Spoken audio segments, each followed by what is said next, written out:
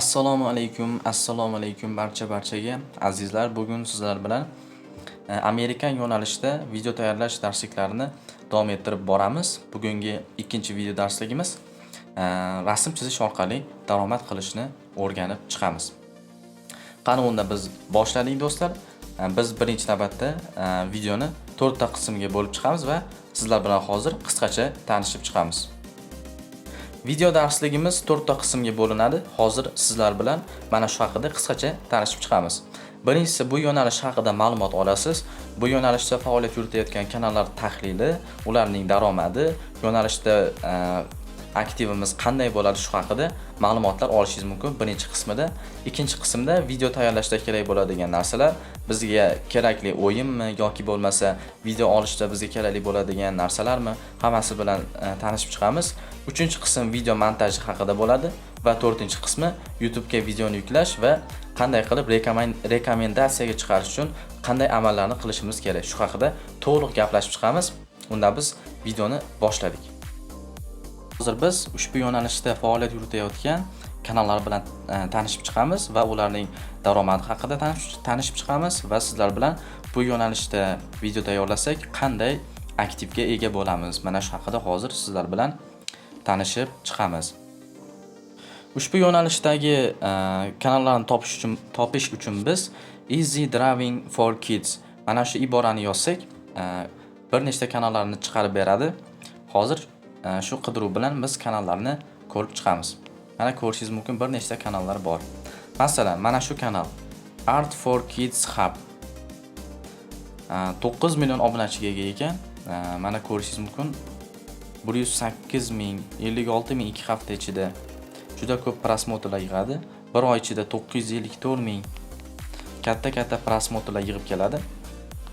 Yana bir nechta kanallarni ko'rishingiz mumkin. Mana yana Cat Easy Drawing 743, 2000, 3000 hamma videosi 1000 tadan prosmotr yig'ib kelmoqda. Siz ham albatta bu natijaga erisha olasiz. Ushbu yo'nalishda bemalol faoliyat yuritsangiz bo'ladi. Mana shu kanallarga qarab siz g'oya olishingiz mumkin. Hozir endi bizga qiziq bo'ladigan yana bir narsa, ushbu yo'nalishda qanchalik daromad topsak bo'ladi. Hozir biz mana shu kanalni daromadini ko'rib chiqamiz. Bizga Social Blade ilovasi kerak bo'ladi va biz bunga murojaat qilamiz. Mana hozirgi kanalni daromadi oyiga $8100 dan $130,000 daromad qilmoqda. Siz ham albatta bu natijaga erishingiz mumkin. Bu sal kamroq bo'lishi mumkin, sababi bu yo'nalishda bolalar uchun video tayyorlab kelmoqda, shuning uchun sal daromad kamroq bo'ladi. Shu tariqa biz daromad qilib kelsak bo'ladi. Aktiv ham yomon emas. Videolar 1000 tadan prosmotr yig'ib kelyapti. 200-300 ming prosmotr yig'ishingiz bilan bemalol 4000 soat yig'ilib qoladi. Shu tariqa siz monetizatsiyaga ulashingiz mumkin. Endi biz videoni olish uchun bizga kerakli bo'ladigan narsalar bilan tanishib chiqamiz. Biz bu yo'nalishda faoliyat olib borishimiz uchun bizga kerakli bo'ladigan narsalar telefonimizni qimirlatmasdan, sirkitmasdan ushlab turish uchun bizga moslama kerak bo'ladi. Buni siz Uzun marketdan topsangiz bo'ladi. Telefon ushlagich deb yozib qo'ysangiz, mana Uzun marketga qidirib bersangiz, mana ko'rishingiz mumkin 28 ming so'mga ham bunday moslamalarni siz topishingiz mumkin. Bemalol sotib olib buyurtma berishingiz mumkin. Mana 28 ming so'm evaziga sotib olsangiz bo'ladi. Keyingi navbatda kerak bo'ladigan narsa bizga qalam va flomasterlar kerak bo'ladi. Video birinchi siz rasmni chizasiz qora qalam bilan, keyingi navbatda flomasterlar bilan bo'yab chiqishingiz kerak. Hamma videolar shu tariqa olinadi. Sizga qalam va flomasterlar kerak bo'ladi.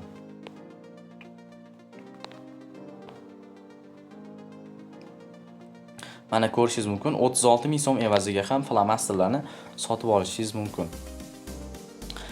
Bizga telefon ushlagichi, flomaster va qalam va oq varaq kerak bo'ladi. Shu bizga yetarli. Rasmni chizasiz va o'sha jarayonni siz videoga tushirishingiz kerak. Mana rasmda ko'rib turibsiz, video shu tariqa olinadi.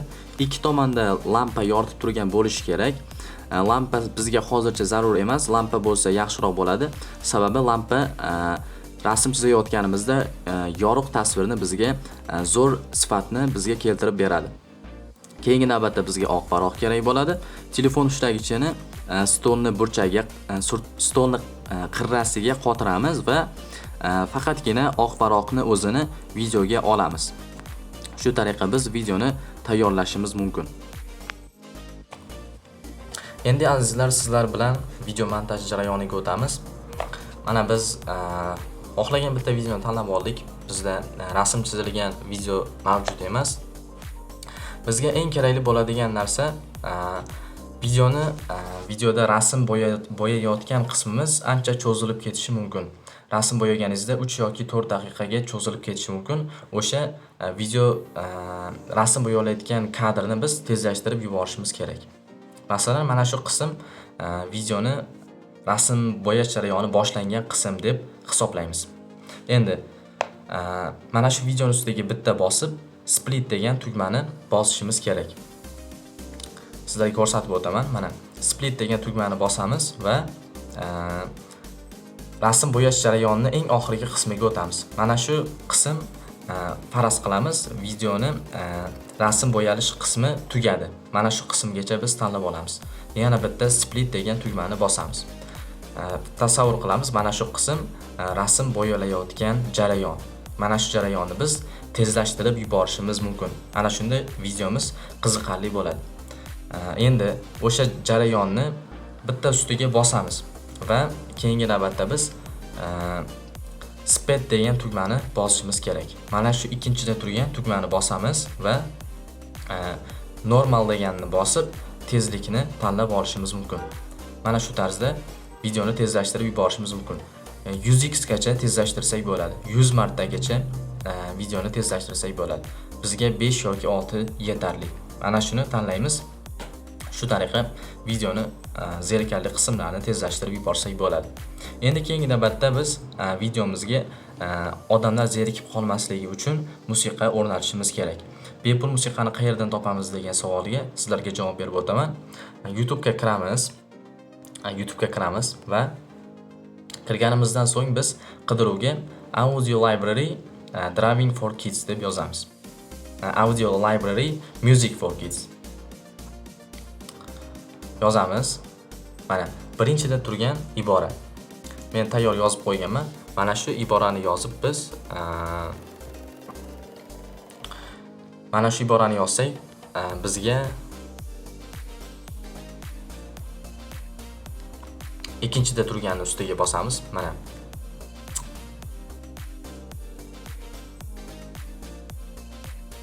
Audio Library Music for Kids. Mana shu iborani yozsak bizga kerakli musiqa chiqib keladi.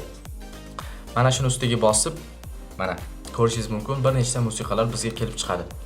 Happy and Joyful Children va yana bir nechta musiqalar. O'zingizga yoqqanini tanlab olishingiz mumkin. Mana shu playlistda sizga kerakli musiqalar mavjud. Endi mana shu videodagi musiqani qanday o'rnatib olaman degan savol sizda tug'ilishi mumkin. 3 ta nuqtani ustiga bosamiz va ulashish degan tugmani bosib, havolani nusxalash yoki Telegramga o'tamiz. Telegramga o'tamiz va qidiruvga biz skachat YouTube deb yozamiz. Azizlar, siz uchun biz ushbu YouTube darslikni taklif etamiz. Hozirda siz bizning YouTube darsligimizni 50 ming so'mdan sotib olishingiz mumkin. Darslikda siz YouTube kanalingizni noldan ochib, uni qanday yuritish kerak va videolarni qanday rekomendatsiyaga chiqarish va uni qanday monetizatsiyaga ulashgacha bo'lgan hamma jarayonlarni bizning darsligimiz orqali o'rganib olishingiz mumkin. Darslik narxi atiga 50 ming so'mdan, shoshiling. Ushbu narx chegaralangan. Bundan tashqari siz videolarni yasattirishingiz yo video ustiga rasmlar, kanalni yuritish uchun yordamlar olishingiz mumkin. Hammasi arzon narxlarda. Ushbu xizmatlarni siz bizni Telegram kanallarimizda ma'lumotini olishingiz mumkin va bizga murojaat qilishingiz mumkin. Hammasini biz kommentariyada silkasini qoldiramiz.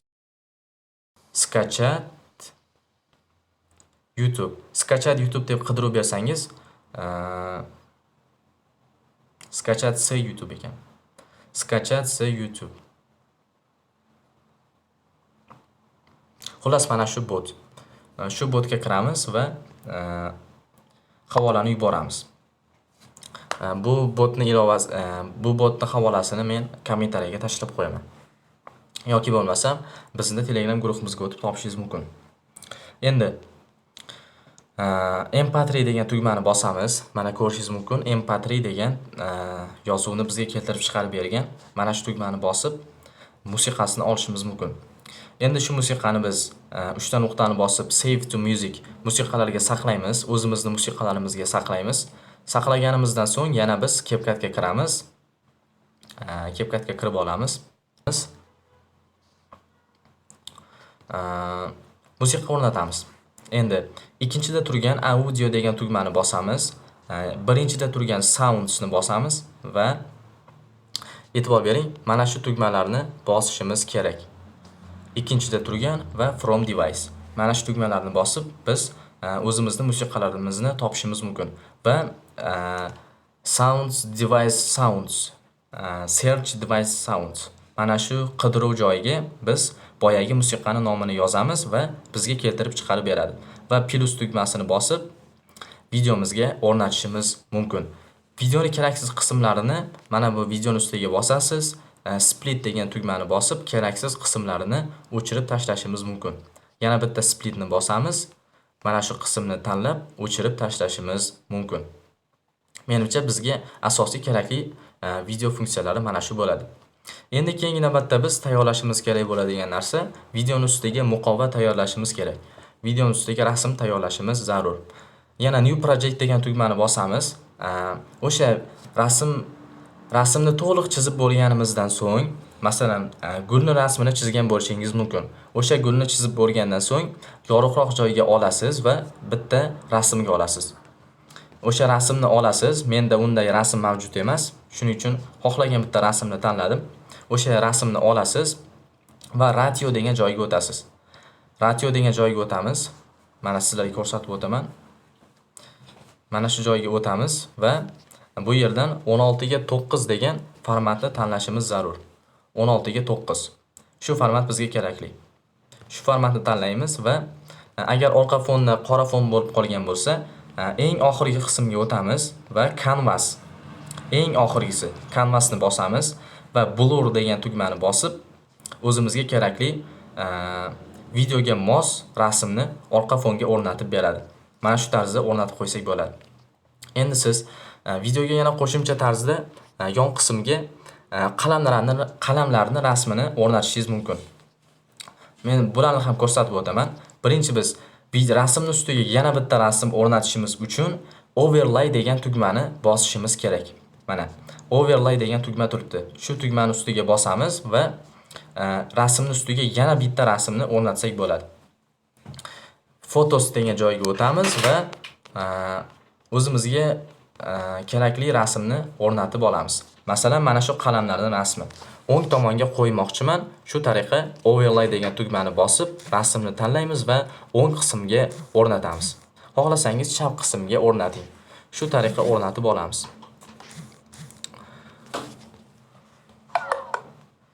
Videoni, rasmni yonidagi oq rasmlarni olib tashlash uchun bizga remove.bg degan ilova kerak bo'ladi.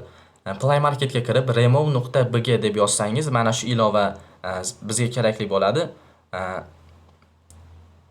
Rasmimizni yonidagi oq rasmlarni o'chirib tashlash uchun bizga kerak bo'ladi. Orqa fonni kesib tashlaydi.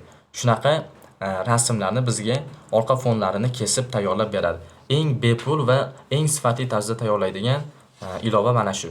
Mana shu ilovani o'rnatib olishni sizlarga maslahat beraman. Keyingi navbatda preview'imizning ustiga yozuvlar yozishingiz mumkin. Masalan, easy drawing deb yozib qo'ysak bo'ladi. Easy drawing. Mana shu tarzda o'rtaroq qismiga o'rnatasiz va yozib qo'yishingiz mumkin. Qo'lingizdan kelgancha rasmni montaj qiling va tayyor holatga keltiring. Bu yozuvni yozilish tarzini o'zgartirsa bo'ladi, mana bu shaklga yoki rangini o'zgartirsa bo'ladi. Shu tariqa rasmni to'liq montaj qilib bo'lgandan so'ng biz galereyaga saqlab olishimiz mumkin. Yoki bo'lmasam Mana shu tugmani ustiga bosamiz. Mana shu tugmani ustiga bosamiz. Bosgandan keyin mana bizda shunday oyna bo'ladi. Endi bundan bir marta biz screenshot olishimiz kerak. Screenshot olamiz va galereyaga o'tamiz. Galereyaga o'tsak bizda o'sha hozir screenshot olgan rasmimiz bizda tayyor. Shuni ustiga bosamiz va kesish tugmasini bosib rasmni 16 ga 9 formatda kesib olamiz. Mana. Yoki kesmasangiz ham bo'ladi. YouTube'ni o'zidan ham to'g'rilab olsangiz bo'ladi. Endi saqlash degan tugmani bosamiz va bizda rasm tayyor. Bizda video ham tayyor bo'ldi, rasm ham tayyor bo'ldi. Endi keyingi navbatda videoni biz yuklashimiz mumkin. Endi biz yana YouTube ga murojaat qilamiz, YouTube ga kiramiz va videoni yuklashni boshlashimiz mumkin. Videolar o'sha doimgidek yuklanadi. Mana shu o'rtadagi plus tugmasini ustiga bosamiz va yana videomizni yuklashni boshlaymiz. O'rtadagi plusni bosamiz, o'tamiz va o'zimizni videomizni tanlab olamiz. Shu tariqa videoni yuklaymiz. Yuklaganimizdan so'ng YouTube Studioga kirib taglar kiritamiz va hamma taglarni kiritganimizdan so'ng playlist ham yaratib qo'yishimiz kerak. Taglar kiritamiz va playlist yaratib qo'yamiz. Playlist yaratish ham qiyin ish emas. Mana bu qismga o'tamiz. Kanalimiz logosini ustiga bosamiz. O'sha qismga o'tib turib playlistlar degan bizda bo'lim bor. O'sha bo'limga qaraymiz. Mana playlistlar bo'limi. Mana shu bo'limdan biz o'ng tomonga surishimiz kerak.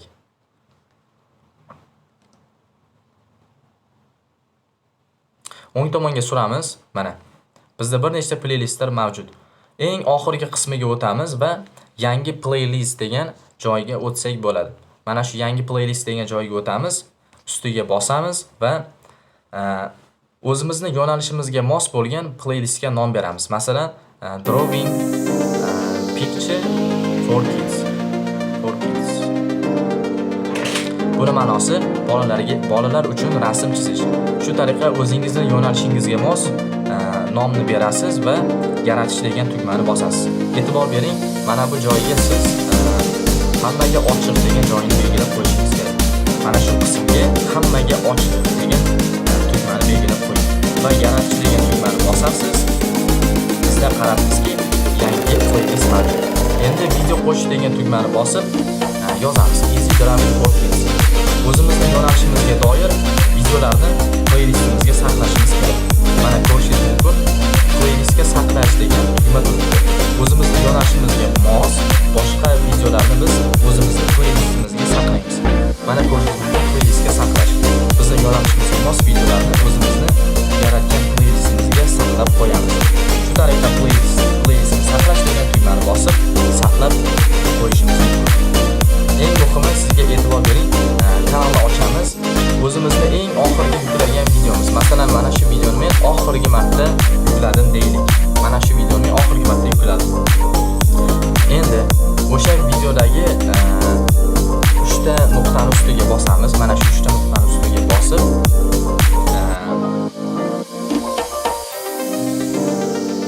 video ustiga bosishimiz kerak ekan. Video ustiga bosamiz va bizda ko'rinib turibdiki, mana o'ng tomonga o'tamiz. Saqlash degan tugmani bosamiz. Men bu videoni playlistga saqlagan ekanman. Mana shu joyda saqlash degan tugma bo'ladi. Mana shu joyda siz o'zingizning yaratgan playlistingizga saqlab qo'ysangiz bo'ladi. Shu tariqa saqlaymiz. Shu tariqa biz videomizni saqlashimiz mumkin. Playlistga saqlab qo'yamiz. Bu bizni kanalimizni rivojlanishga katta yordam beradi. Keyingi navbatda taglar kiritamiz. Taglarni kiritishga bizga BitIQ programmasi yordam beradi. Mana shu programma orqali siz videongizni rekomendatsiyaga chiqarishingiz mumkin. BitIQ programmasini o'rnatib olasiz va taglar kiritib videongizni rekomendatsiyaga chiqarishingiz mumkin. Bu ilovaga kirganimizda bizda birinchi navbatda email bilan o'zingizni tasdiqlang degan yozuv kelib chiqadi. Birorta emailni kiritasiz va tasdiqlab qo'yasiz. Shundan so'ng bemalol ilovani ishlatsangiz bo'ladi.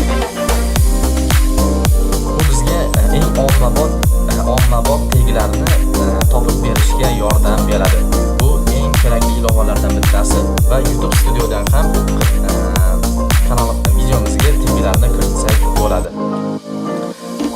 Videomiz shulardan iborat edi do'stlar. Menimcha video hammaga foydali bo'ldi. Sog' bo'ling, salomat bo'ling.